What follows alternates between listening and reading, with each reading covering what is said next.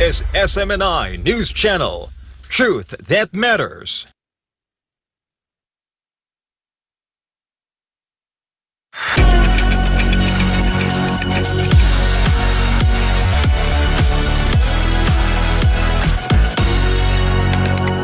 Good evening and welcome to SMNI. You're watching Business and Politics. I'm your host, Dante Klink. Our guest this evening is the Executive Director of ICCPI, or the Italian Chamber of Commerce in the Philippines Incorporated, Mr. Lawrence Ziller. The Italian Chamber is a non-profit organization facilitating business relationships between the Philippines and Italy. Part of its mission is to strengthen the business community and cooperation across the Philippines and Southeast Asia. Besides his responsibilities at the Chamber, which he assumed in 2016, Mr. Ziller is also the co-founder and managing director of the Infrastructure and Construction Focus Group. He has worked in various management roles for several multinational corporations and has served as managing director of a leading property brokerage firm based in Dubai and Italy, and was the chairman of a real estate investment fund from Dubai. Our guest is not new to the Philippines. He moved here in 2011 when he served as a director for corporate affairs of the Italpinas Development Corporation. We'll ask him about the Chamber's work to bring the Philippines and Italy closer together.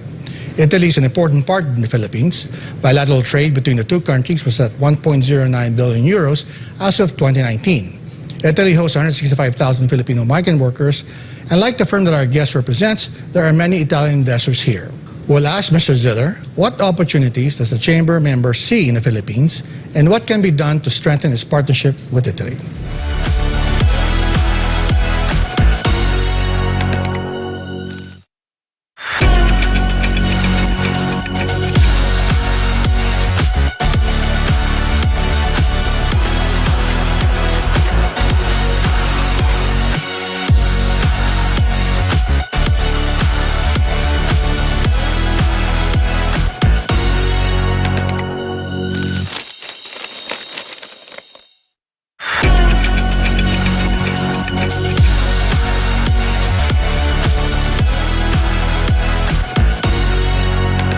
Mr. Lawrence Ziller, thank you for making time for Business and Politics, and welcome to the show. Thank you very much for having me. Well, you know, I have known you for a while, so if you don't mind, I'd just like to call you Lawrence. Yes, of course. So tell us about the Italian Chamber, because, you know, most people would probably recognize that there's a very big, very active European Chamber of Commerce, but you guys have been around for a while, and we were talking before the show, you have around 100 members in your chamber. So Yes. why are they here? Well, first of all, let's debunk that myth of Europe, because if you look at Europe, Europe is very fragmented. So we have a lot of countries. So we have Spain, France, Germany, Italy, Poland as main countries. Now, maybe geographically, even Britain would be part of it. Now, politically, now with Brexit, not anymore. Sure. So Italians really identify with the Italian Chamber of Commerce, not with the European one. Okay. To say or to underline how fragmented this is. It's not like the United States or other big kind of, or Russia, for example. Right. There is a lot of Italians here. I think few went back during the pandemic. Okay. Generally, people identify Italy like pizza, pasta, so That's food right. and beverage, wine, Sure. cars with Ferrari, Lamborghini, or motorbikes with Piaggio, the Vespa, Right. or Ducati, for example. Right. Or fashion, we have a lot of brands in fashion as well.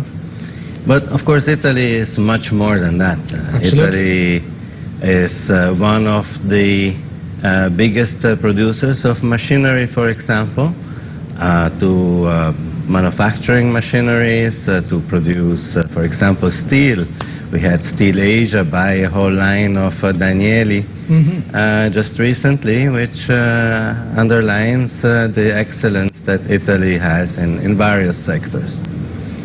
Then we have a lot of small investors that come to the Philippines to open resorts or restaurants. We have companies who are in the software sector or even services, let's call it like that. Sure. Logistics, many several Italian companies are here with their fridges, industrial fridges, so serving the cold chain. So there is a big variety of companies and activities which Italians do in the Philippines. Would you say that the Philippines is in the radar of Italians looking around the world for economic opportunities? Because, in this region, China, of course, is practically next door to the Philippines. Yes. And there are many other countries in the region that are doing well in attracting foreign investors, Singapore being one of them. How far or how close are we from, I guess, the mainstream thought of Italian businessmen? Yeah, let's say like that. The ASEAN in general has actually caught the eye of major economies. I see. And so we see a very big interest from Europe in general and also from Italy towards ASEAN. Okay. Now we know that that's interesting. Classically or typically the investment hubs here in the region are Hong Kong and Singapore. Right.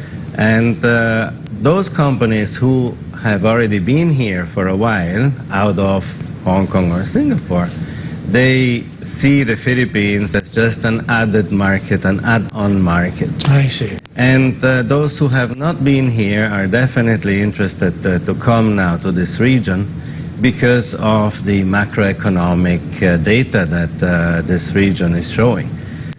We are probably going to have the highest growth worldwide. Yeah.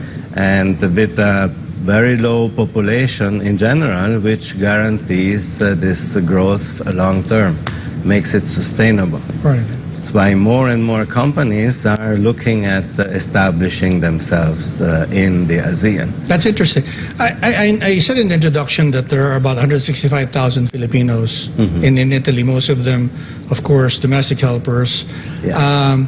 I believe the number is probably double than that if you take into account the undocumented workers. But the question is, how do they represent the Philippines? Does that factor into maybe some Italians being curious about the Philippines? Because one of the things I've noticed when I've been to Italy is how different the Italians treat the Filipino workers there versus how Filipinos are treated, say, in the Middle East.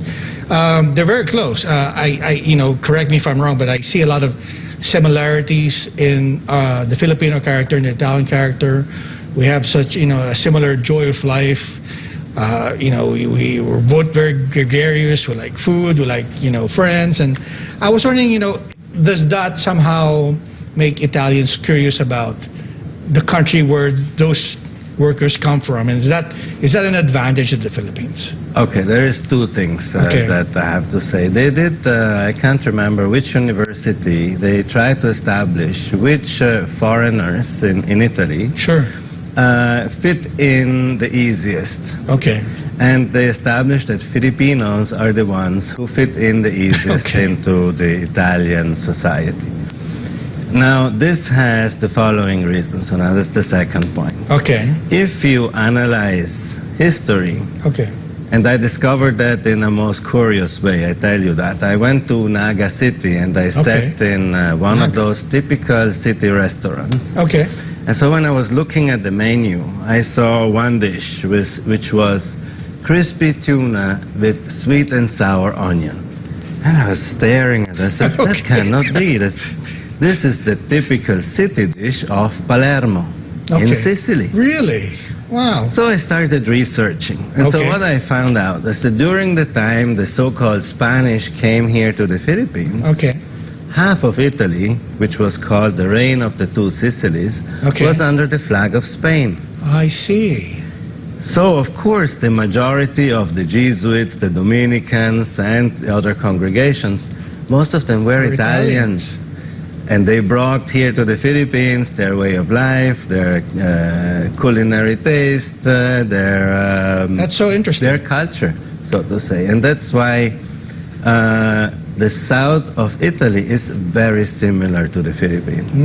And so if you bring an Italian here, especially from the south, they will tell you, they feel at home immediately. Well, I did notice that Italians drive the same way as Filipinos drive. Yeah, in the South they do. But I'm curious, what brought you here? I mean, I noticed from your background that you work in construction, but you've been in other industries as well. Well, what's your journey like? Yeah, I was actually, by that time, living in Dubai. Right. That was now post the economic crisis of 2008. Okay. And I was also the managing director in the Middle East for the branding arm of Form Italia Luxury Group. Okay. So basically I was representing Tonino Lamborghini Oh, wow. Okay. Casa. And we were trying to brand real estate towers. In fact, we had signed with a tower a complex in Dubai. Okay. And by that time, I heard that in the Philippines, there were several branded towers coming up, like the Trump Tower, Milano by Versace, and some others. Right. And so I came here to meet this developer who was actually launching this project. Okay. And I had several meetings, and then I was asked if I can stay a week or 10 days longer because he had a business trip. And so I decided to stay. I started traveling around the Philippines, and I fell in love. And I postponed then for 3 weeks, 3 months, and now it's 13 years that I'm here. Oh, wow. And with the conviction that this is going to be my home for the rest of my life. Was that 2011, or were you traveling here before, and then you No, settled for good in 2011? 2011. Yes, 2011. That was in 2011. What were you doing in Naga, for all places? Oh, I think that was, I went to the marketing congress or something like that. I see, and okay. so I came across this restaurant, and of course my culinary curiosity as Italian is always very much alive. Right. And that's... Are you from Palermo, or what part of Italy you're from? No, I'm actually from the opposite side of Italy, from the very north. Okay. Place called South Tyrol. We speak German. In fact, Okay. my surname reveals that I'm Auxiliary. half Italian, half German. Okay. And It's like the fashion capital of Italy. that's in Milan. That's Milan. Yes. Okay. So where I come from, it's where you see the Dolomites, the mountains, where you go skiing. And most of the people don't consider themselves actually as Italians, but as South Tyroleans, with an Italian passport, of course. Right. Did you have any Filipino friends in Italy?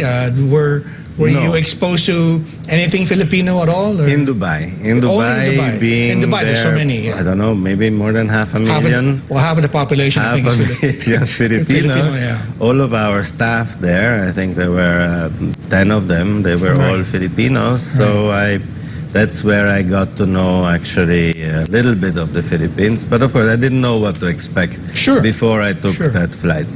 No, but something that I was curious about, you mentioned how Italians that come here, they see things that are familiar with the cuisine and with the people.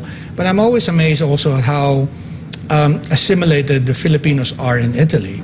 They seem to pick up the language well. I mean, I don't speak Italian, but it sounds as if they get along fairly well.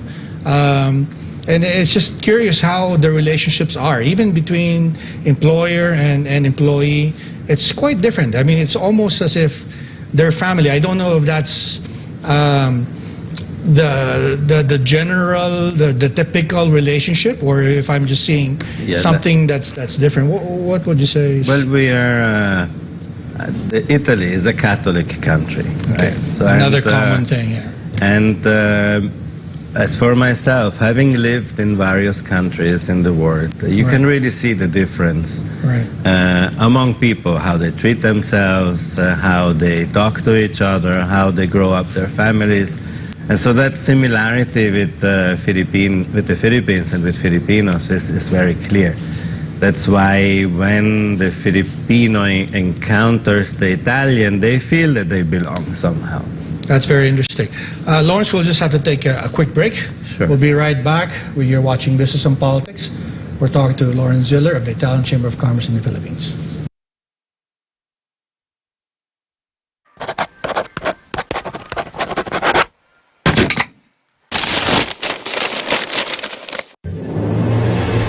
Problema nyo, itawag kay Panelo. Ikaw ba'y may suliranin na may kinalaman sa mga ahensya ng ating pamahalaan?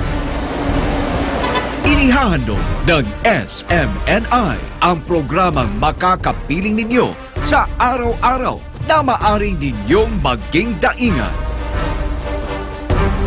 Tampok ang dating Chief Legal Counsel ng nakaraang Pangulo, ang veteranong abogado na si Attorney Salvador Sal Panelo.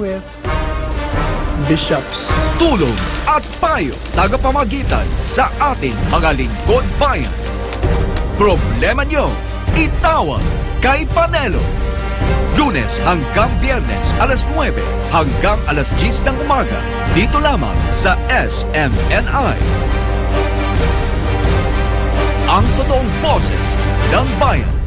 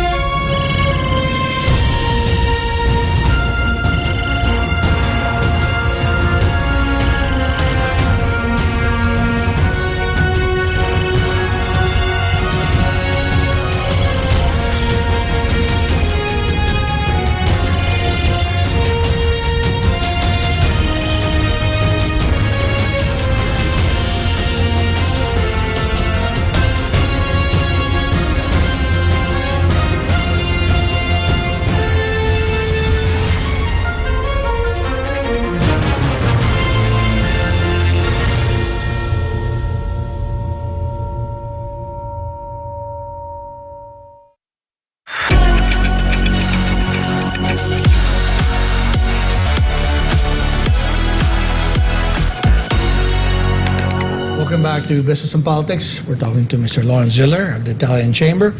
Can you talk about your members some more? Because I'm kind of curious about their profile and what industries they represent. And I'm just wondering if there are other sectors in Italy that maybe we should be courting to come here to the Philippines like you did.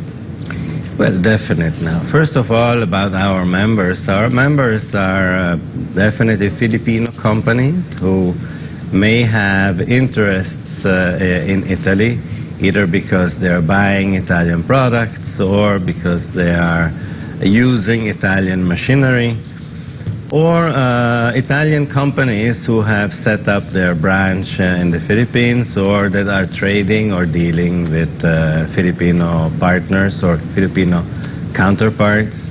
That is typically our member base. But we also have French companies, we have German companies, So not exclusive to Spanish Italian, companies. We have a lot of companies also from Europe and even from other parts of the ASEAN who choose to be our members because they see that we do certain things right in certain sectors.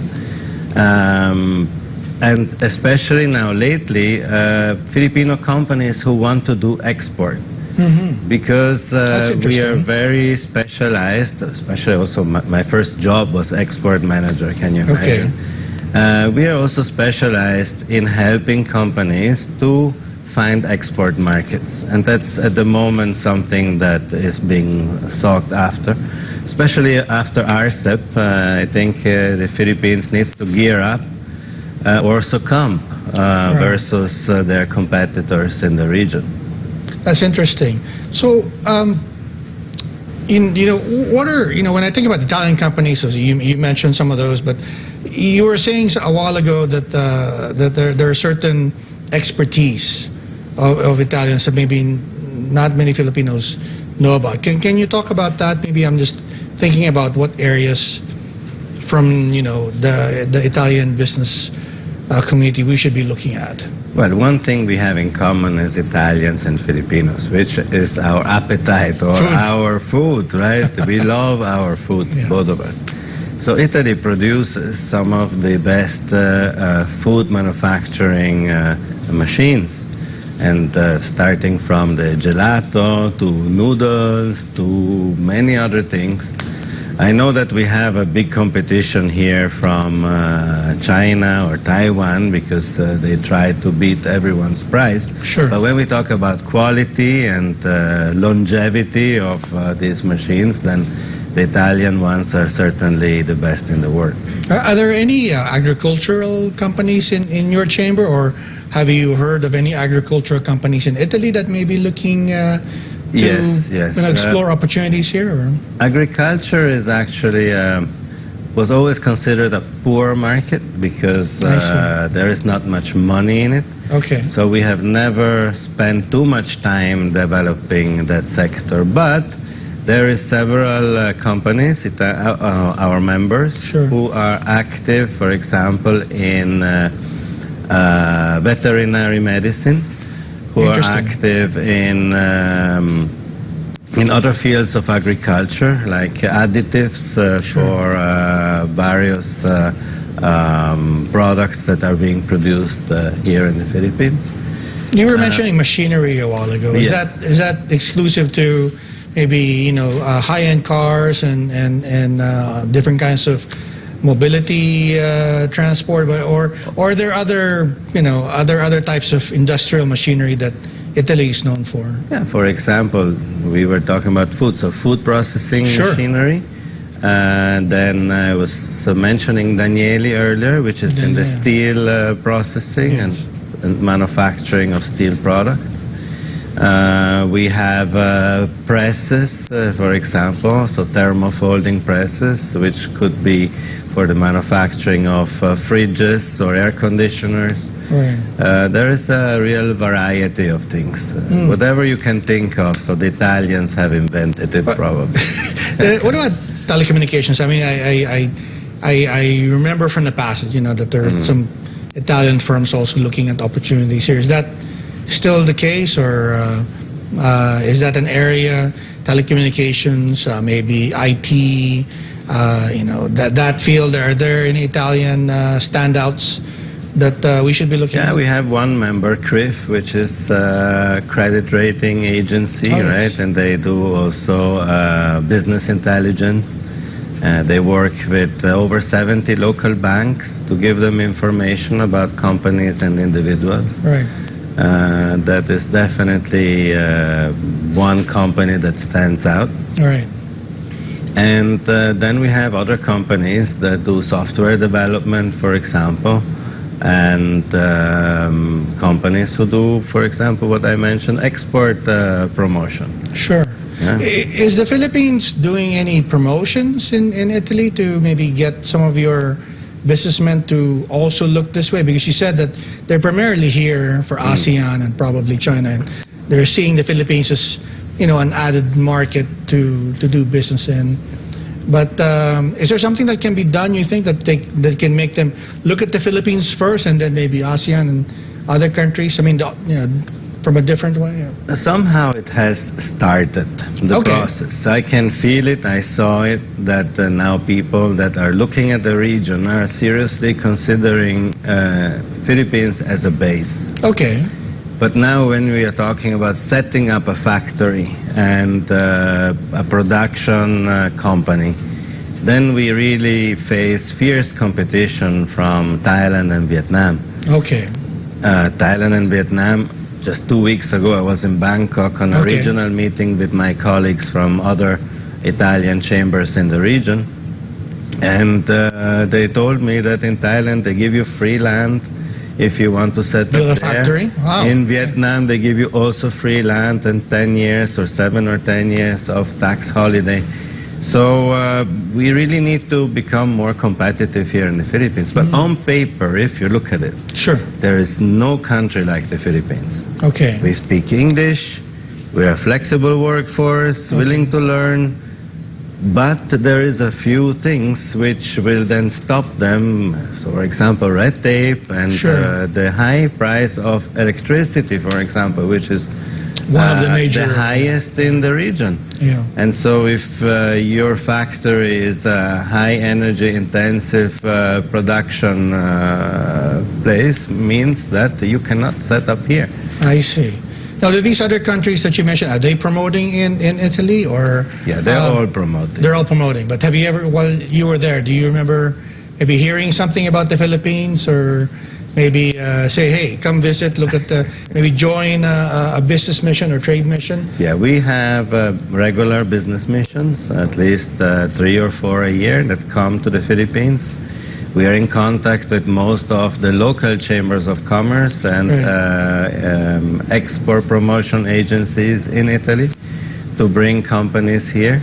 Definitely, we are doing everything we can to bring in investors. Right, right. But I said before, we There's some need to do issues. more to bring Filipino companies out, because that will bring in fresh foreign currency and will increase the overall capability of Philippine companies. You mean bringing them out, meaning Filipino companies going into Italy? Doing business in Italy, That's in interesting. Europe, and in the Middle East, in Yeah. Africa, in wherever Yeah. there is a market. Well, you've been here a while.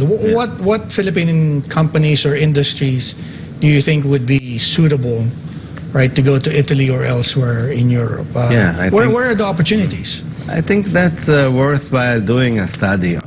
Okay. The moment our message is that those companies who are aiming at export, especially to Europe or to Middle East, to Africa, they can come to us, Right. and we may be able to help them. That's interesting because Italy has, a big enough base. I'm wondering, I wonder if you're thinking about this, maybe the Philippines using Italy as a springboard Yes. for the rest of Europe. Is that something that you think that's Yeah, our worthy tagline- looking at, or? Our tagline, in fact, is Italy gateway to Europe.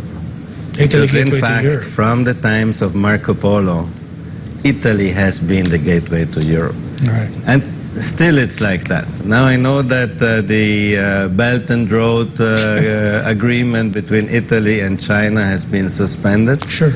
But that was also a sign that Italy is the first country that welcomes this trade, because since the ancient times it has always been there.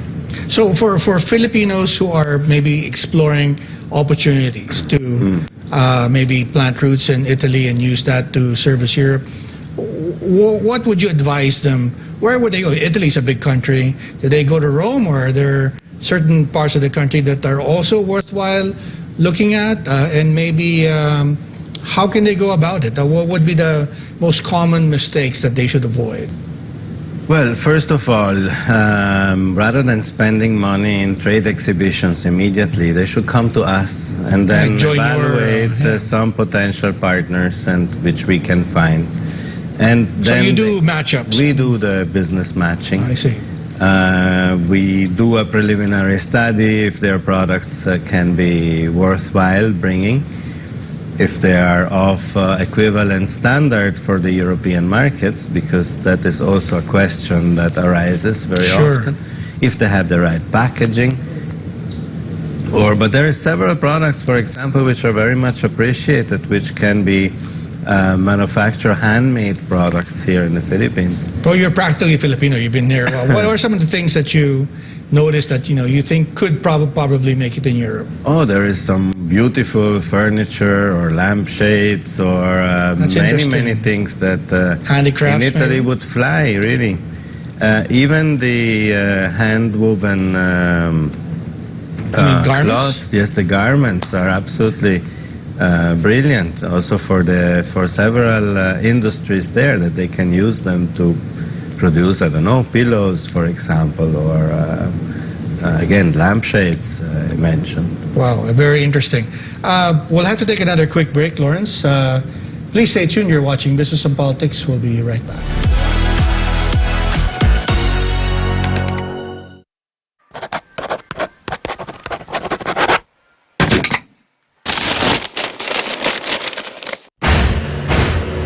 Pag nakakakita ko ng salapi, nakikita ko ang isang biyaya na nararapat gamitin at palaguin.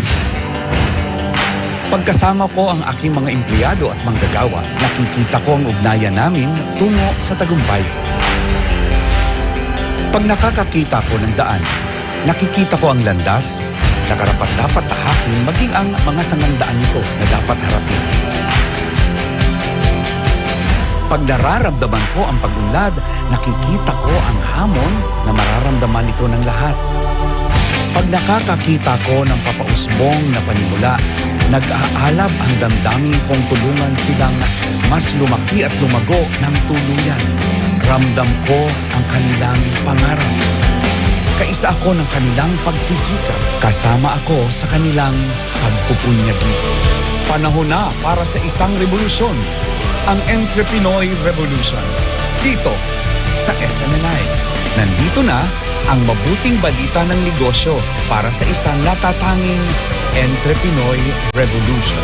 Kasama ang inyong Entrepreneur Guru, Dr. Carl Balita. Tara, ating paikutin, palaguin at pagyamanin ang negosyo mo. Dito lang sa Entrepreneur Revolution.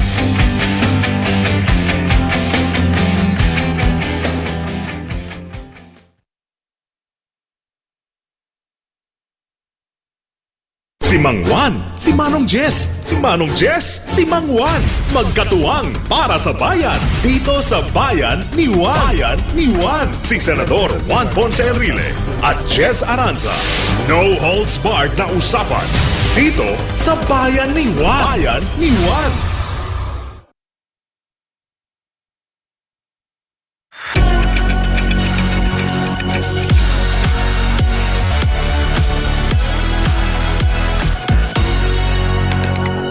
Welcome back to Business and Politics. We're talking to Lauren Ziller of the Italian Chamber.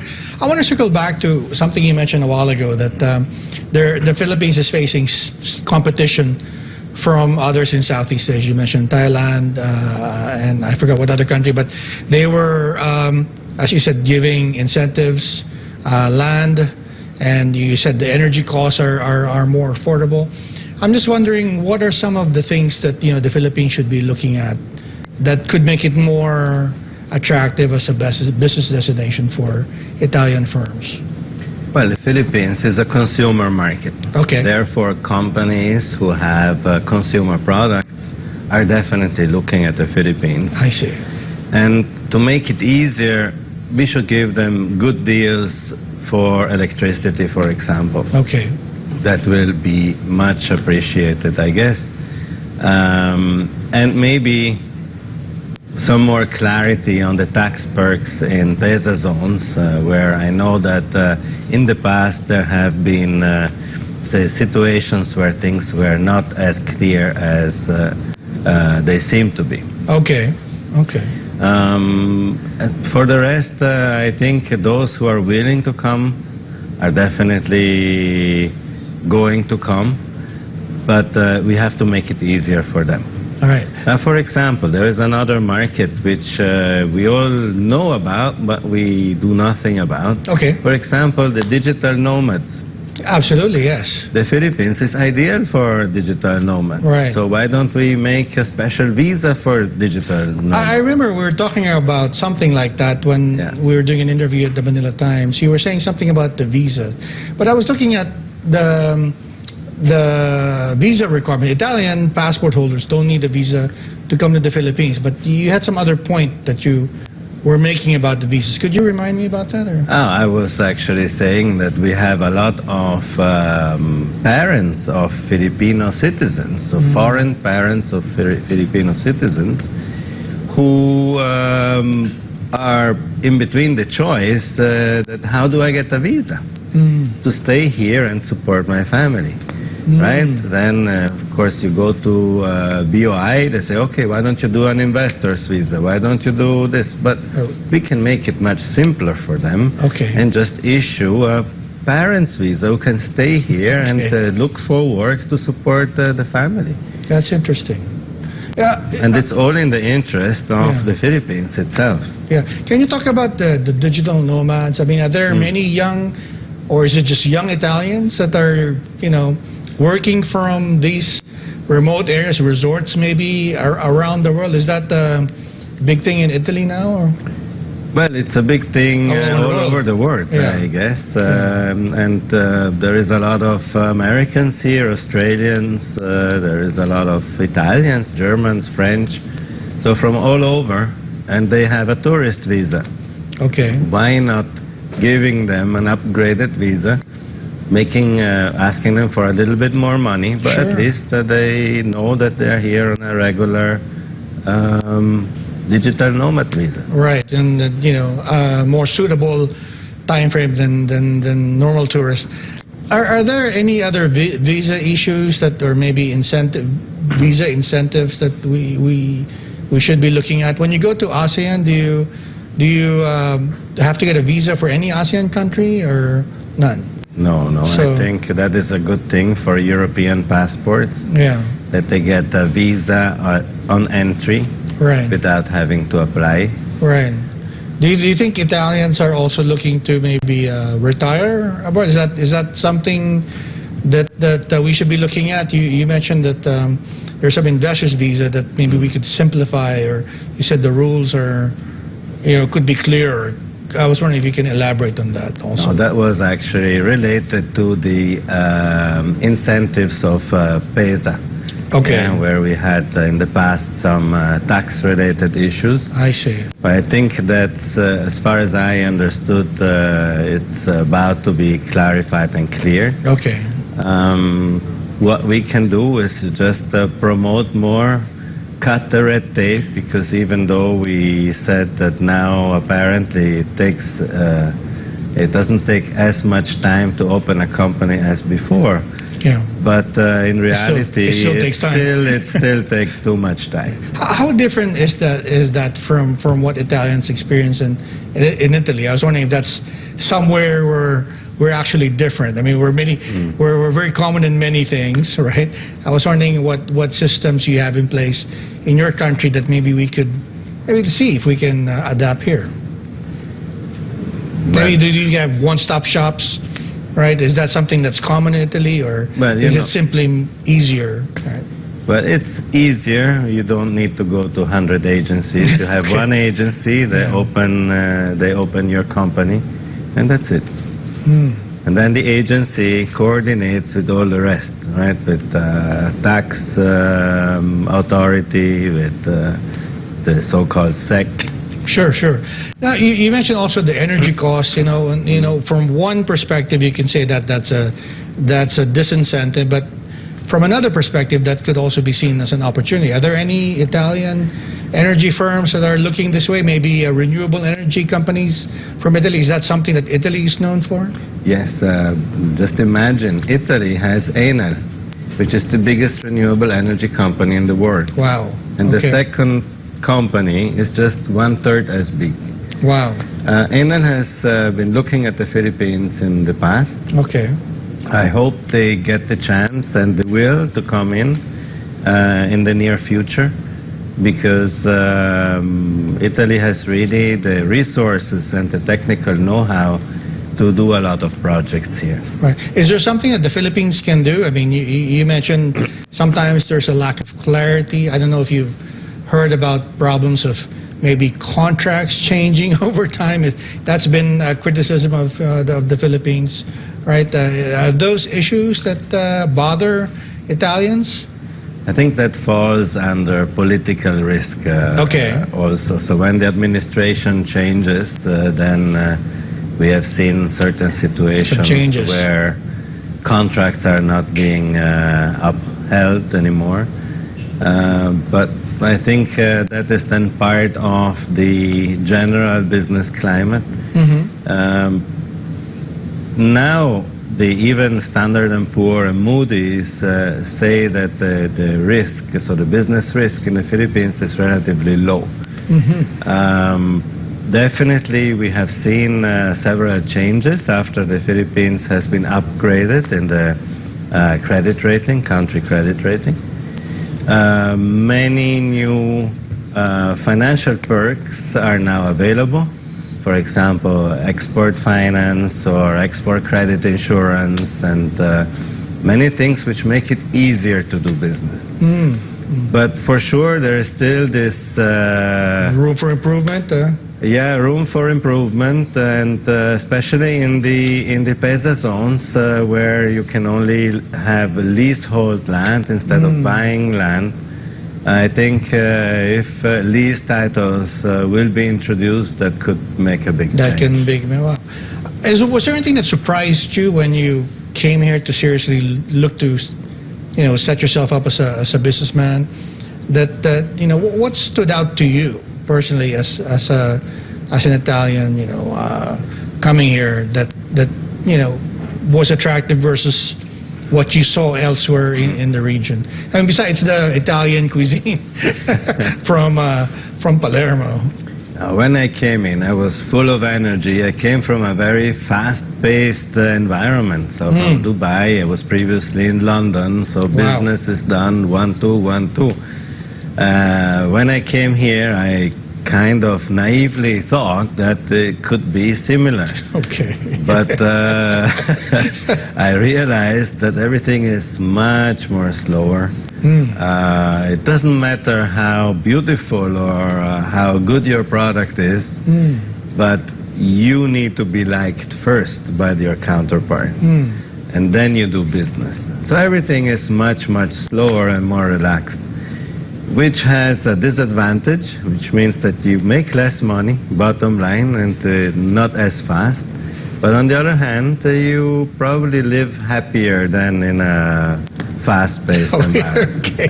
So, all right. So we're typically Italian. But I want to ask, how important are direct airlines? Because I remember a few decades ago, there was Philippine Airlines flying directly to Rome. I have heard, there were some talks about maybe the possibility of possibly reviving that.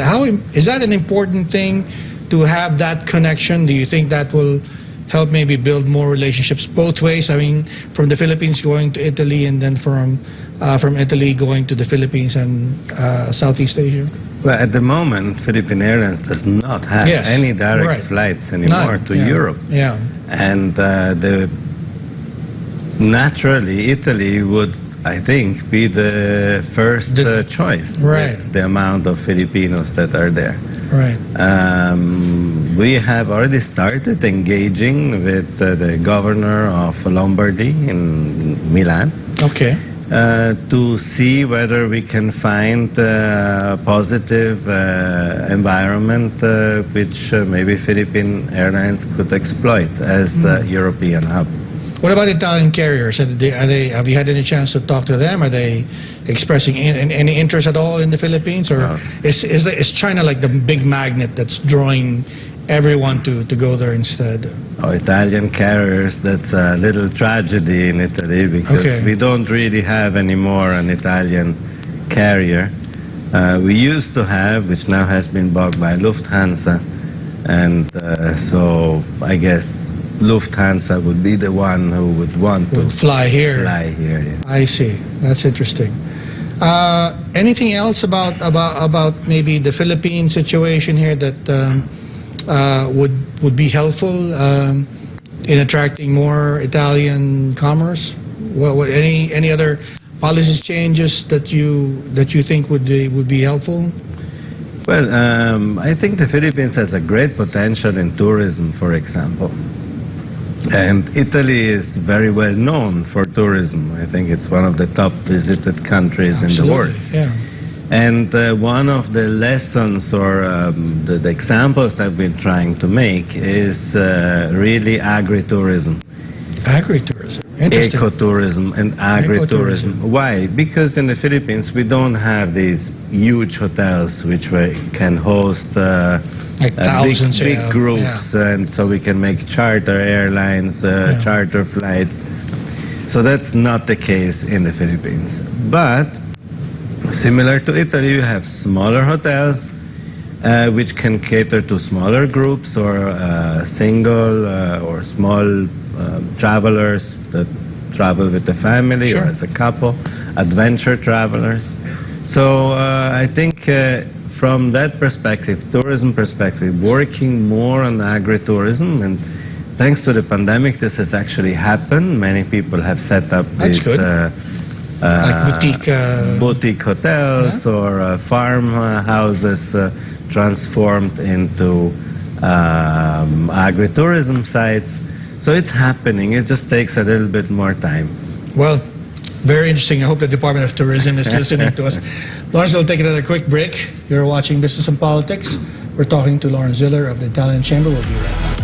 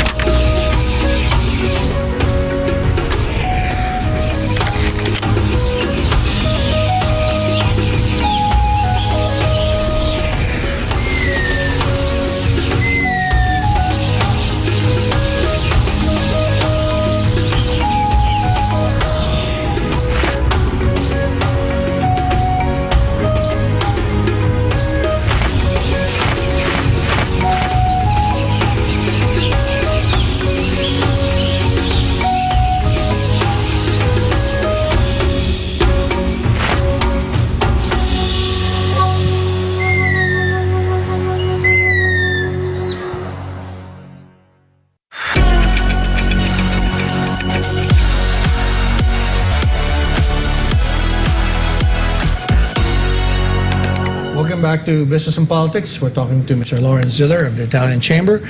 I have to congratulate you because you recently had your chamber's awarding. You were giving recognition to some companies, both Philippine companies and Italian companies, for a number of reasons. Could you talk about that? What were the awards about? This is, I think, the 5th cycle. Is that right? And maybe talk about some of the companies who were given awards. Yeah, it was our ICCPI Leadership Awards. It was actually the 3rd edition. Okay.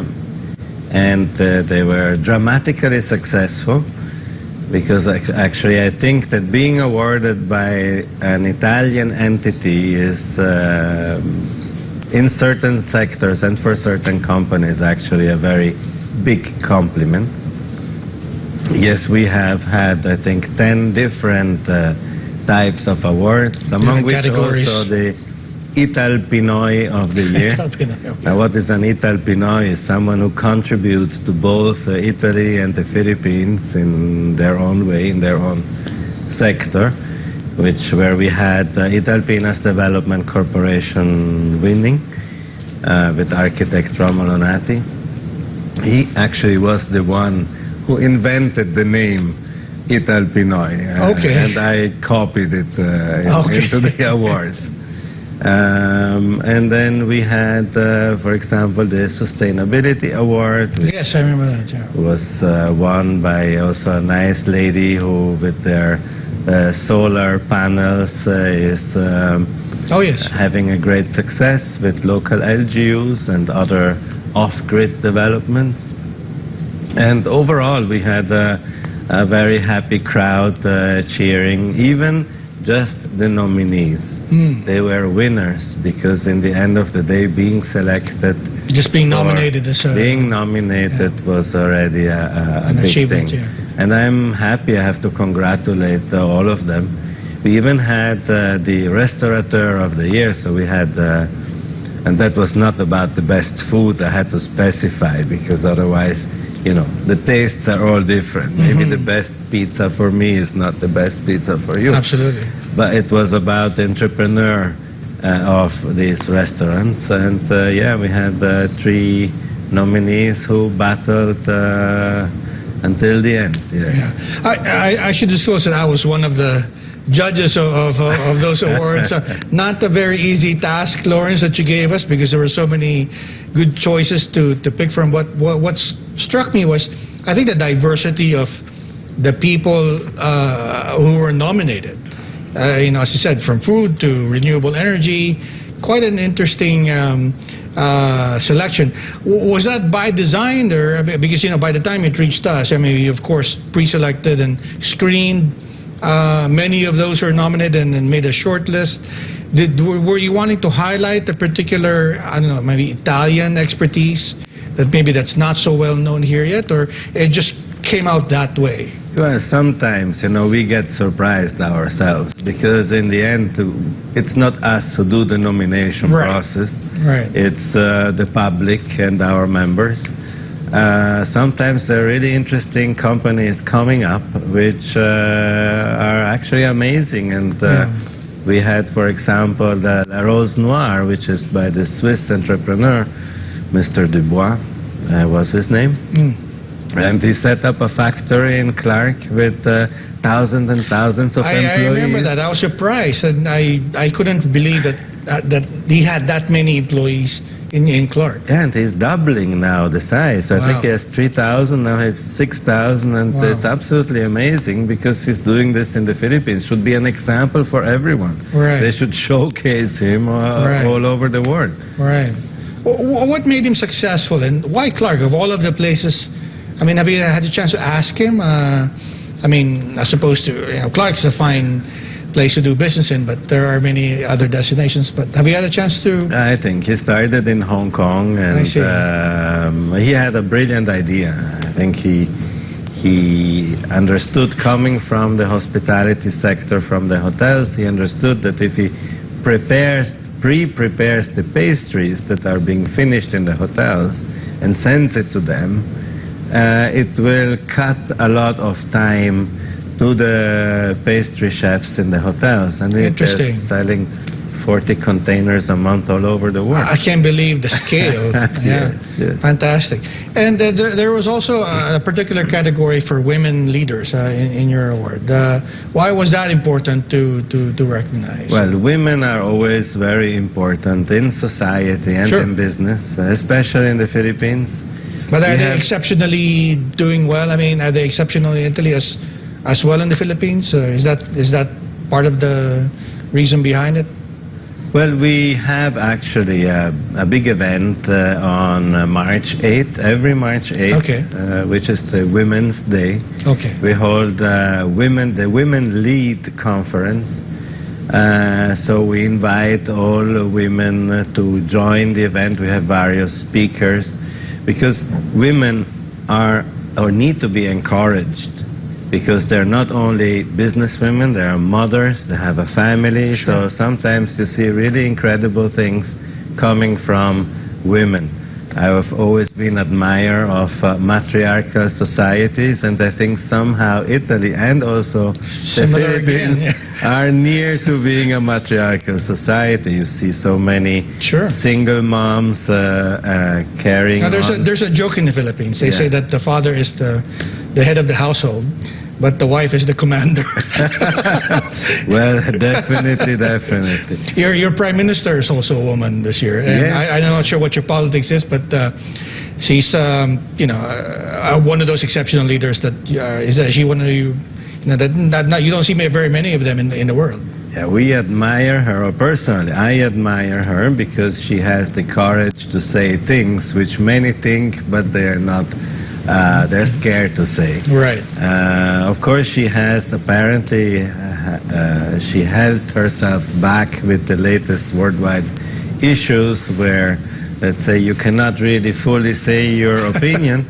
But I think she's doing well at the moment, and there is the need of more leaders like her, also here in the Philippines. Can you talk about the restaurateurs, because there are a few of them who were nominated? I'm just wondering how, from an Italian's perspective, how does our Italian cuisine here, because there are a number of Italian restaurants that are, conceptualized in the Philippines, but they brand themselves as Italian. I was wondering if it's very different from what an Italian would like in terms of restaurant cuisine, and which ones you think are more appealing than the others? Do you have a favorite, for instance? If you want to see Italians fighting with each other, you will talk about cars, a pizza, food, and football. Okay. So I think it's very difficult to find unanimity about which one is the best food, which restaurant makes the best pizza, and so on. I think every restaurant has some dishes which they make better than others. But none of them is probably the top in all. Sure. And maybe that is the politically correct way to say it. Because even with my Italian friends, if you ask me, I will say a different place than the others. Right. So it really depends on the personal taste, on the capabilities of the restaurants. And I think the only thing I have to underline is that Italians don't like sweet sauce. Okay. Yeah, so that that's purely Filipino. When you see Italian food that's sweet, and no pineapple on the pizza. All right. Now it's interesting that there was also a mix of what seems like a well-known Italian, Santi's, for instance, and there was also some new ones. But Santi's has a very interesting history behind it and story behind it as well from our discussions. You want to share that? Or? Yes, actually, with Santi's, with Werner, it's great because I'm able to speak my dialect. Oh, okay. My German dialect. Okay. And so that struck me when I was with him, that we have a very good understanding. But Santi's, we should make a monument for Santi's, because for how many years now they have been advocating for Italian, German, Austrian, and Swiss products, gourmet products, which he has brought in and made available for foreign expats and Filipinos alike. We really need to set up a monument for him. And you were talking about Ital Pinoys a while ago, and I remember that some of the nominees were actually Italian Filipinos or Filipino Italians, and some of them were very young entrepreneurs. Can you talk about them? Are there many of them young Filipino Italians that are also should be on our radar as up and coming entrepreneurs? Yeah, there is actually several of them. I think second generation Italians. Okay. Some of them don't even speak Italian anymore. This is purely Filipino. They speak more English than Italian. Yeah. I think that is an issue because we don't have Italian schools here where children could go. But yes, there is a very strong will, and they're really hungry for success and to prove themselves, both in the restaurant business and in other businesses. For example, we had also one company, Metromart, who has shown that they can deliver anywhere, any product in Metro Manila and now also in other cities. So that was a formidable result. They have been in our leadership awards last year. I think he won the Exceptional Entrepreneur Award. Yeah. And so that just shows how much potential there is here. With good ideas, we can get anywhere, but always we need to find the right partners. Sure. Oh, we have to wrap up pretty soon, but I was just wondering, are there any other chamber events that's coming up that maybe we should be on the lookout for? Well, we have now our Christmas dinner on December 6th. Sure. And everyone who would like to join may just inquire from our website or Facebook. And then next year we will start again with, I think we have over 12 big conferences, and then another 8 social events, the Aperitivo Italiano, which is very famous. It's an upscale aperitif with Italian gourmet foods and fine wines. So that's absolutely not to be missed. Wow. And yes, and then the usual, you mentioned the Transport and Logistics Forum. We will have a data and cybersecurity event. And then we have other things that we can, and we showcase women lead. We have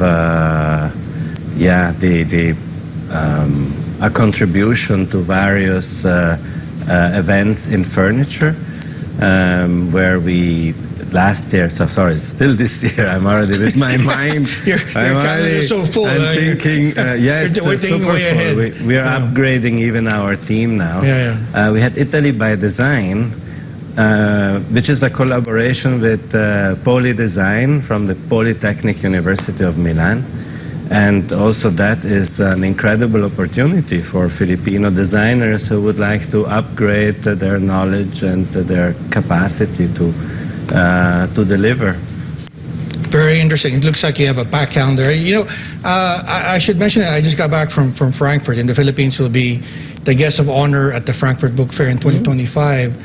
But what's interesting is Italy will be the guest of honor next year. So we'll be looking at how you do things and maybe learn from your experience. Lawrence, it's been a pleasure talking to you. It's always a pleasure talking to you. Maybe before we go, you want to leave our guests with a message from the Chamber? Yeah, definitely. Thank you very much for giving me this opportunity. I would recommend all companies who are interested in exporting their products to come to us and visit us, and we will definitely be happy to help them, because Italy is the gateway to Europe. Very well said. Thanks again, Lawrence. I'd like to thank also our viewers watching this program and watching the replay, and I'd like to thank Pastor Apollo Kibuloy for making this program possible. This has been Business and Politics. I'm Dante Klink, and I will see you next week. Thank you very much.